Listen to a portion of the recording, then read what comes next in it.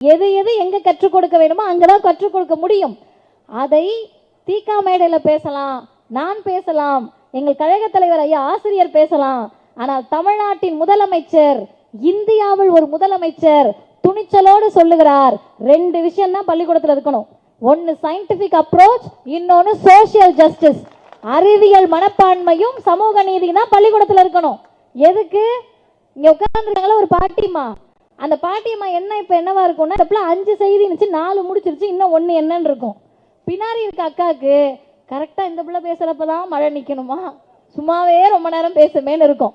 அண்ணனுங்களுக்கு கவலை கிடையாது. அவங்க அமைச்சர் போனோன்னு தான் நீங்க போவீங்க, நீங்க போனோடனே வீட்டுல எங்க அக்கா எல்லாம் செஞ்சு வச்சிருப்பாங்க, உங்களுக்கு எந்த கவலையும் கிடையாது. அதனால பிரச்சனை இல்லை, இன்னும் ஒரு 2 செய்தியோட முடிச்சிடுறேன். அப்படி உட்கார்ந்துருக்க அந்த பாட்டியம்மா கிட்ட போய், நீ எல்லாம் படிக்க கூடாதுமா, பொம்பளை பிள்ளை படிச்சா ஓடி போயிடும், அவர் சொன்னார் இவர் சொன்னார், அது சொன்னது இது சொன்னதுன்னு சொன்னா சரி சரின்னு தலையாட்டிக்குவாங்க.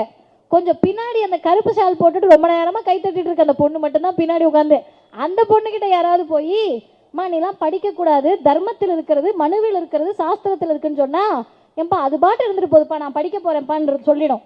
அடுத்த தலைமுறை கிட்ட நீங்க போய், நீ எல்லாம் பிறப்பால் பெண் படிக்க கூடாதுன்னு சொன்னா உங்களையும் சேர்த்து சொன்னவரையும் சேர்த்து எதுல அந்த பிள்ளைங்க அடிக்கும்னு தெரியாது.